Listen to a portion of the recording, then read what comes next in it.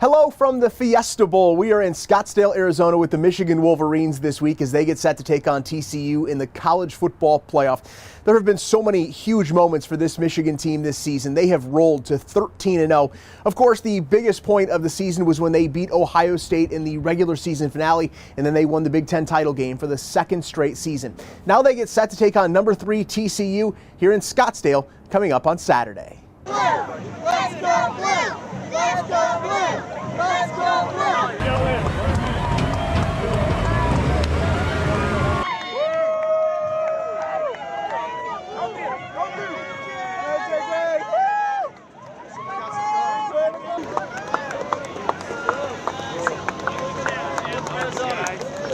This team, since day one, it's really just about going to do my best today. And that's how they've approached each day, going back to winter conditioning, spring ball, training camp, and throughout the season. So no change. That's our goal. Gonna give it my best today. In some ways, and I've been kind of trying to dial it back down to be more focused and balanced as a team. Work hard in the off season.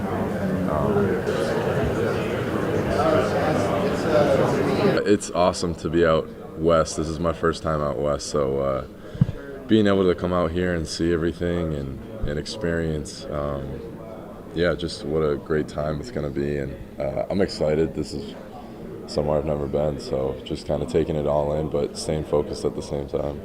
It differs in we've been here before. We know that there's a lot of things that could distract us from the task at hand, in that this kind of week to prepare, we're taking it much more as a business trip instead of kind of like a vacation feel like it was in Miami last year. So it's I'd say the biggest difference is just we've been here before and we know what to do.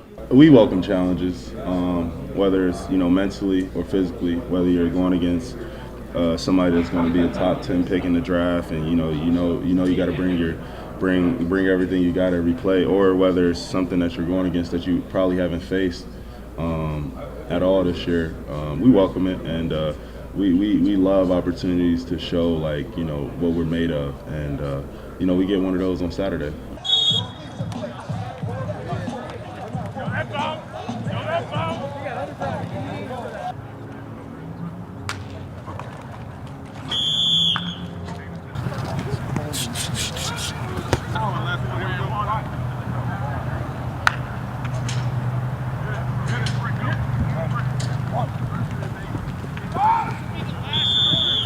I'm feeling great, man.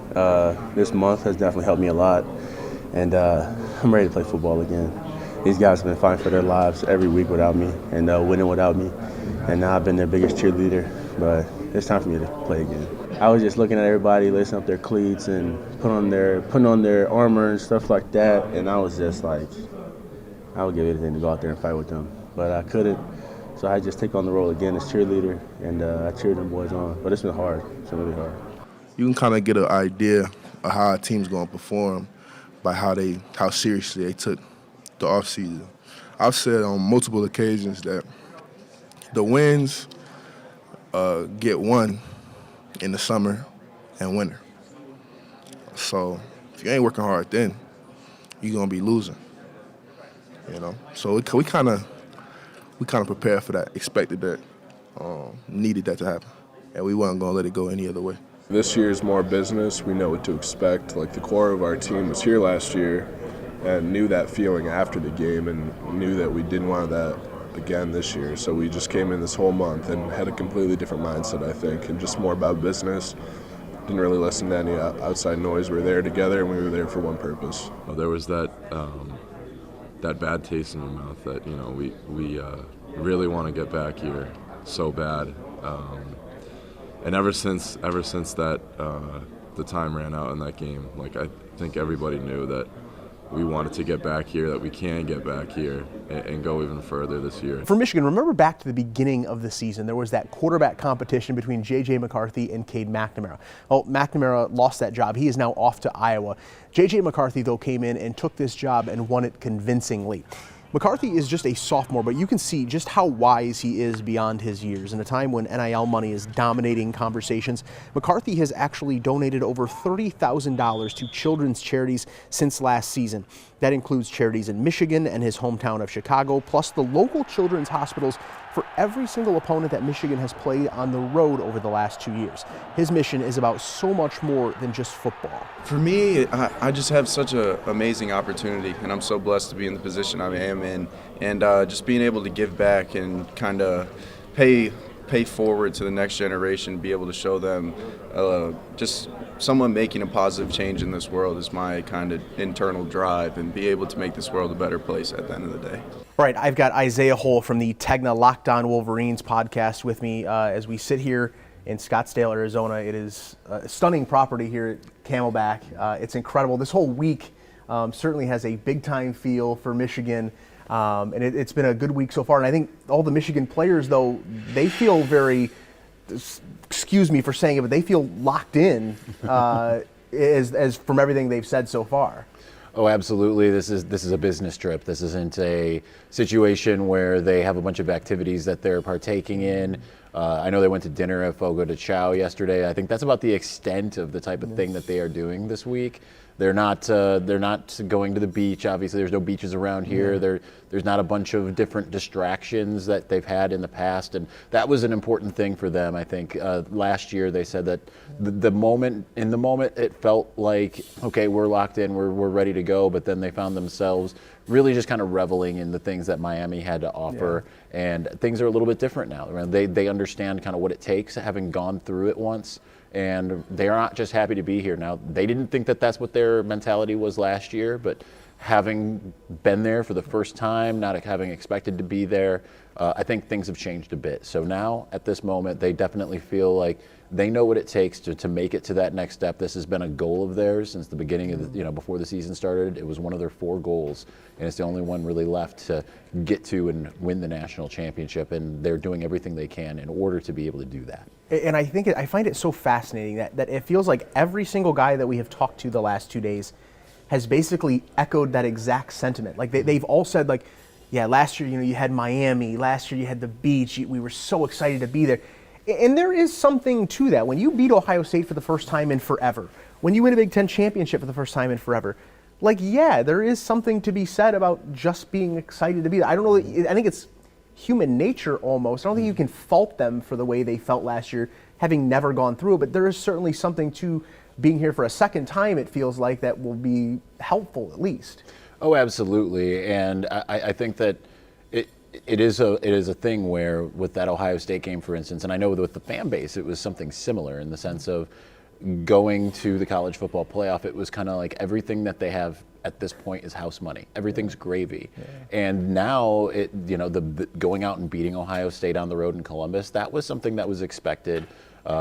Maybe not expected in Columbus, but it was certainly expected in Ann Arbor. I remember talking to some players during the spring game.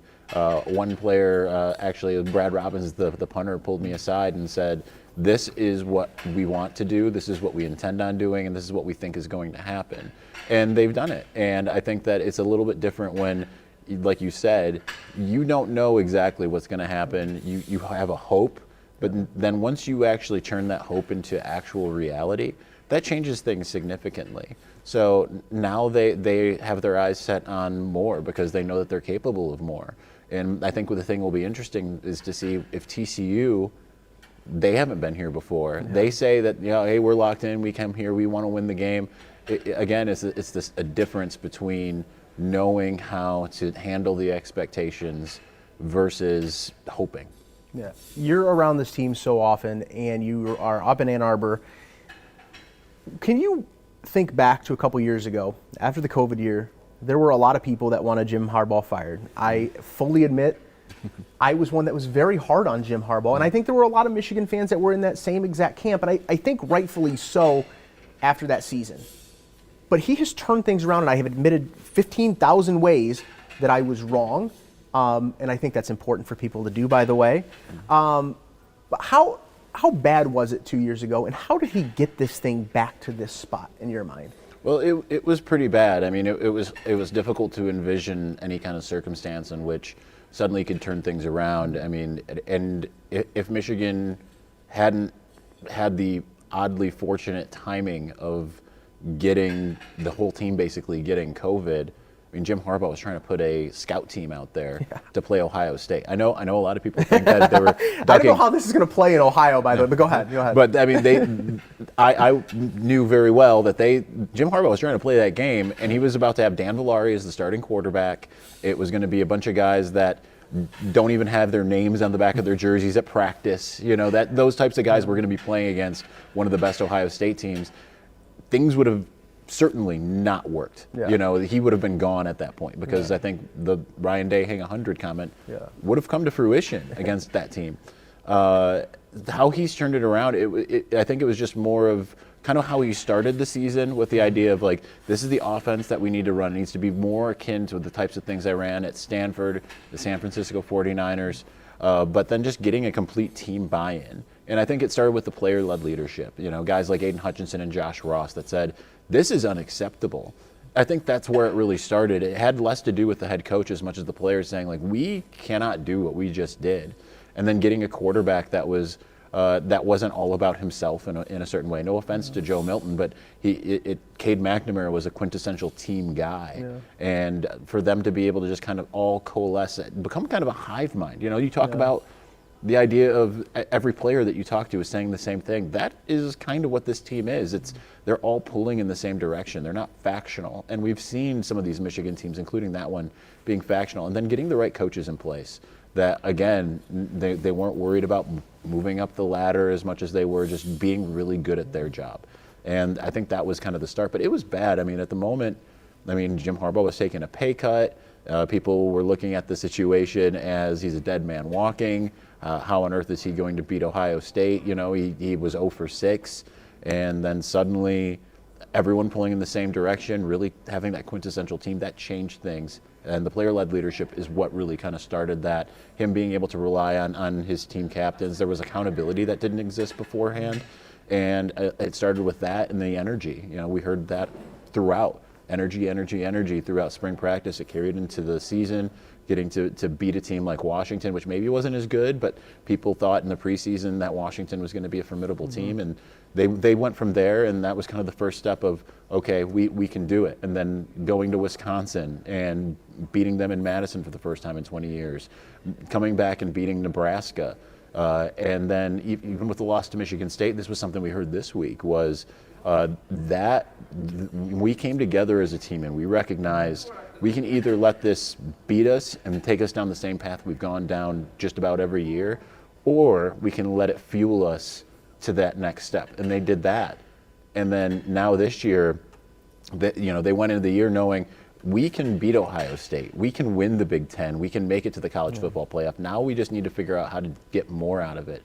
And I think the switch to J.J. McCarthy, that really elevated the team, because now you look at, this game, potential future opponents in either Georgia or Ohio State, and you say there's an X factor that they didn't have at quarterback that still has those same team leadership qualities. Yeah. I think that's certainly an interesting point. I think I have an idea how this football game is going to go against TCU here on Saturday. In your mind, how do you think this game is going to play out if you had to make a prediction?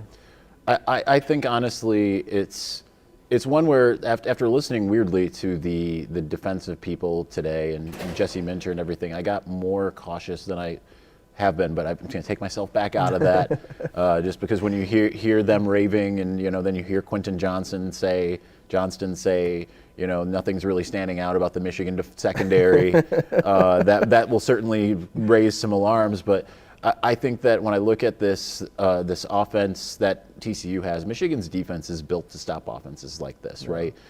It will be a little bit more of a challenge because of Max Duggan's legs. But as much as we talk about the TCU offense versus the Michigan defense, I think the other side of the ball is what makes things interesting because I cannot envision TCU being able to really stop Michigan's offense. I think that's an understated matchup because people are thinking, okay, the big thing is TCU's got this high-flying offense. Michigan has stopped offenses that has, particularly Ohio State, that are more high-flying, that have just as electric, if not more electric playmakers. Better, And they were able to stop stall the run. Didn't stop it as much until the second half. They were able to limit Marvin Harrison Jr., C.J. Stroud enough, kept them out of the end zone. TCU's red zone capabilities is not great. That feeds right into Michigan's hands. They are, I think, in the 80th, or hovering around 80th in the country in red zone conversions. And they feel like we can make them work for it. We can do all the same types of things. And then on the other end, I mean, Donovan Edwards, J.J. McCarthy, Colston Loveland, all the kind of guys that have stepped up to this point. I just think they're going to be too much for TCU to handle. I think Michigan ends up winning this one relatively comfortably. I'm in the same boat, and I hate when I feel that confident going into a game one way or the other, because generally there's something I'm missing. I'm with you. I just don't see how this Michigan team that has been so determined loses this game. Before I get you out of here, tell people how they can read your stuff, see all your stuff, and get all your content. You can listen to me or watch me, Locked On Wolverines. You can find it wherever you get your podcast, or we have it on video at YouTube. Wolverines Wire through USA Today Sports Media Group. That's the main thing for me. That's where you can find all the written content. All right, awesome. Thanks so much. Yeah, Enjoy absolutely. the game coming up here on Saturday.